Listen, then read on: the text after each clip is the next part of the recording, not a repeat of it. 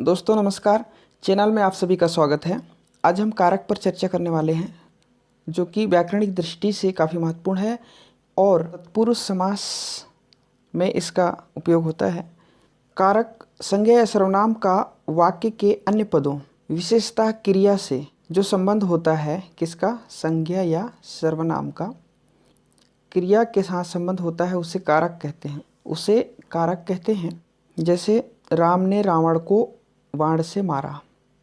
इस वाक्य में राम मारा क्रिया का क्या है? कर्ता है।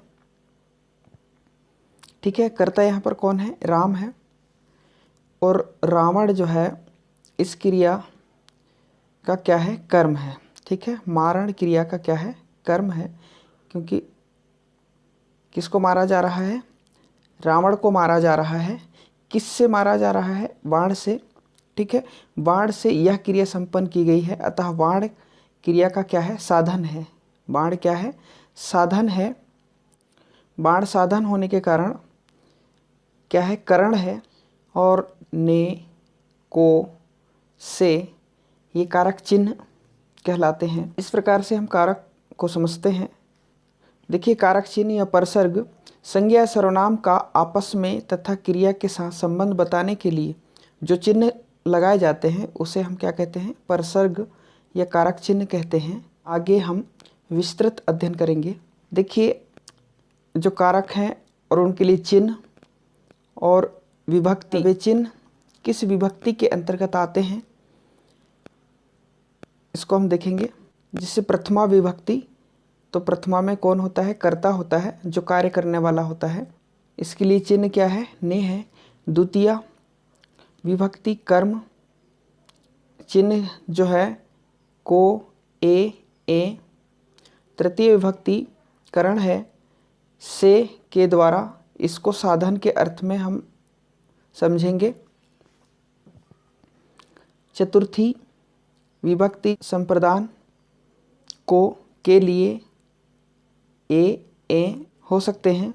पंचमी विभक्ति अपादान, से अलग होने का भाव। और षष्ठी संबंध, का, के, की, रा, रे, री, ना, ने, नी इत्यादि। सप्तमी विभक्ति जो है अधिकरण में पर और संबोधन,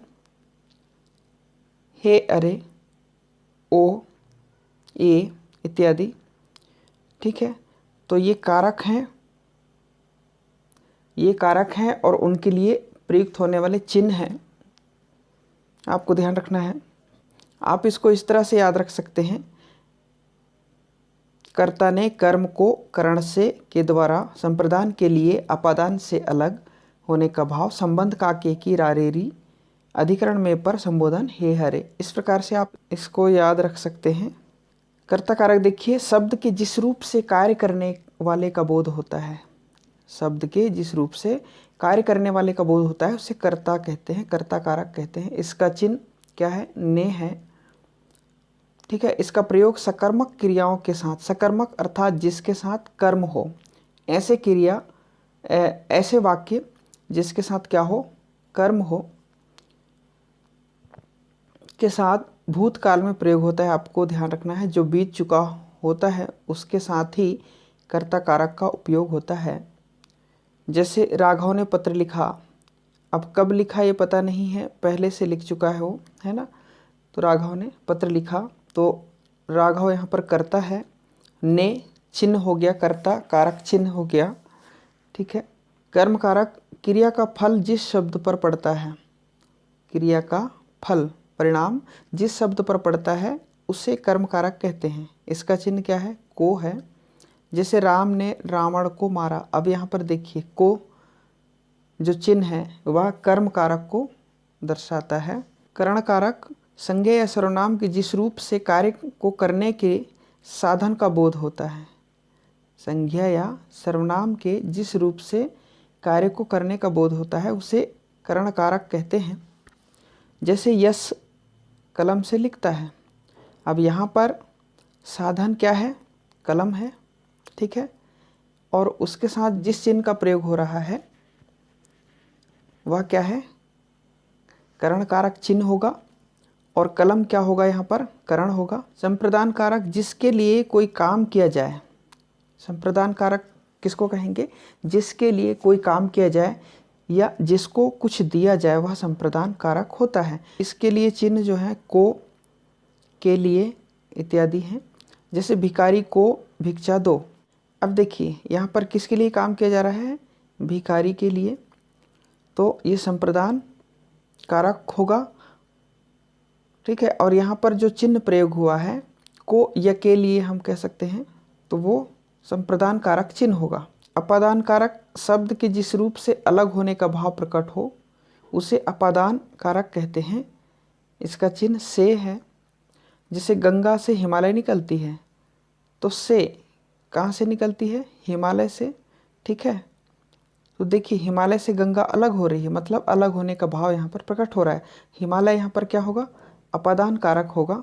संबंध कारक जब संज्ञा अथवा सर्वनाम का अन्य संज्ञा अथवा सर्वनाम के साथ संबंध दिखाया जाए, जब संज्ञा अथवा सर्वनाम का अन्य संज्ञा या सर्वनाम के साथ क्या बताया जाए, संबंध दिखाया जाए, तो वहाँ पर संबंध कारक होता है।